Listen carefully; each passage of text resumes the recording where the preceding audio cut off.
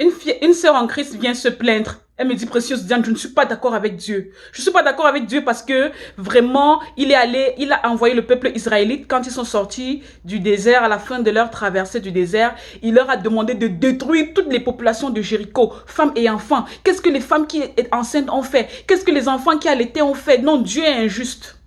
Un autre frère vient me voir, il me dit, non, précieuse Diane, là, Dieu m'a dépassé. Parce que Dieu, j'ai accepté toutes les paraboles de la Bible, j'ai ouvert mon cœur, j'ai accepté, mais je refuse la parabole de la 11e heure. Je refuse parce que, comment se fait-il que dans la parabole de la 11e heure, on nous explique que, par Jésus, que l'ouvrier de la 11e heure, celui qui est venu en dernier travailler, n'a travaillé que 1 heure de temps et il a le même salaire que celui qui était venu travailler depuis le matin.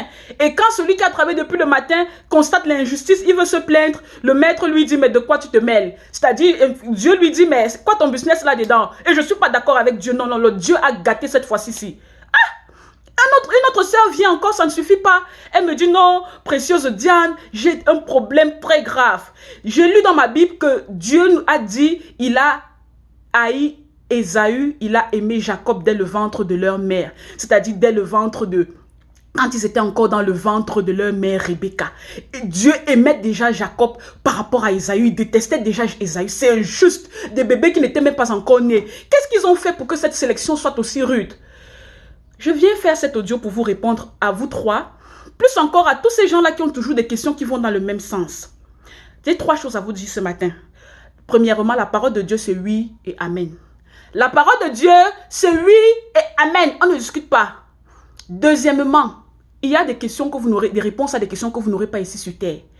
Ces réponses-là, si vous êtes sauvés par grâce et que vous aurez la possibilité de rencontrer par grâce notre Seigneur Jésus, vous allez lui poser la question là-bas en haut. Donc, dès que vous arrivez là-bas au ciel, vous dites que non, moi j'ai un problème avec toi, voilà ma question. Vous le lui posez directement parce que il est le seul qui aura la réponse à cette question-là. Il y a des grands théologiens, des grands pasteurs, des prophètes inspirés, mais ils n'ont pas encore eu la réponse à certaines questions. Il n'y a pas toutes les réponses dans la Bible. Vous allez poser ça là-bas à Dieu en haut parce que tous les mystères ne sont pas encore connus. La Bible continue de contenir de multiples mystères. Troisième chose que je voudrais vous dire, faites attention aux questions que vous vous posez. Quand une question que vous vous posez remet déjà, entre guillemets, remet en question l'autorité de Dieu, ou l'amour de Dieu, ou les choix de Dieu, ou la volonté de Dieu, ça veut dire que la question que vous vous posez est une question inspirée par Satan. Un esprit impur vous a inspiré la question pour vous faire naître dans le cœur des sentiments qui vont vous faire régresser dans votre vie spirituelle, vous faire dire... Vous détruisez votre relation avec Dieu et certains même font naufrage par rapport à la foi quand le questionnement est trop intense. Certains n'arrivent même pas à aimer Dieu. Certains ne donnent même pas leur vie à Jésus. Ils meurent sans avoir donné leur vie à Jésus à cause des questionnements non répondus, des questionnements bizarres. Souvenez-vous, frères et sœurs, c'est parce que Satan a remis en question l'autorité de Dieu au ciel qu'il a été jeté. Parce que Satan a dit non, mais c'est pas possible. Pourquoi toi tu dois être Dieu? Pourquoi toi tu dois être assis là-haut sur la montagne céleste? Moi aussi je peux m'asseoir. Moi aussi je peux commander.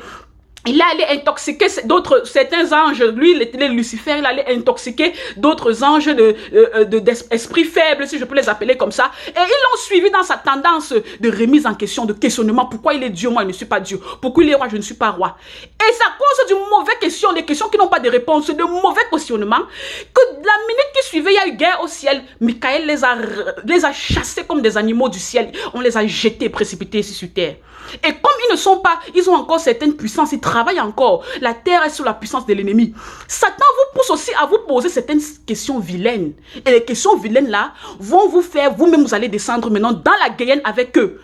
Les questions qu'un chrétien peut se poser, ce n'est que des questions qui peuvent l'amener à comprendre sa relation avec Dieu dans le sens de l'amour, dans le sens d'un Dieu parfait, dans le sens d'un Dieu juste, dans le sens d'un Dieu qui sait pourquoi il fait telle chose ou pas. Et même si je n'ai pas encore la réponse de ce pourquoi Dieu a fait, j'ai dans mon cœur la conviction qu'il savait pourquoi il le faisait. C'est un signe d'obéissance spirituelle. Toi qui te poses toujours les questions bizarres là, c'est la tétuité spirituelle, la désobéissance, le manque de soumission. Satan t'inspire et il va t'amener là où il est en train de partir. Brûler dans la flamme. Le Seigneur Dieu a dit au prophète Ésaïe dans le livre 55, chapitre 55, car mes pensées ne sont pas vos pensées, vos voix ne sont pas mes voix, dit l'Éternel. Toi, ma soeur, avec ta connaissance incomplète là, imparfaite, en tant que être humain microscopique devant Dieu. Comment peux-tu comparer ton sentiment au sentiment divin? Tu penses que si Dieu a fait détruire toute la ville de Jéricho, c'est parce qu'il n'avait pas de bonnes raisons? Tu penses que toi tu aimes les gens de Jéricho là plus que Dieu?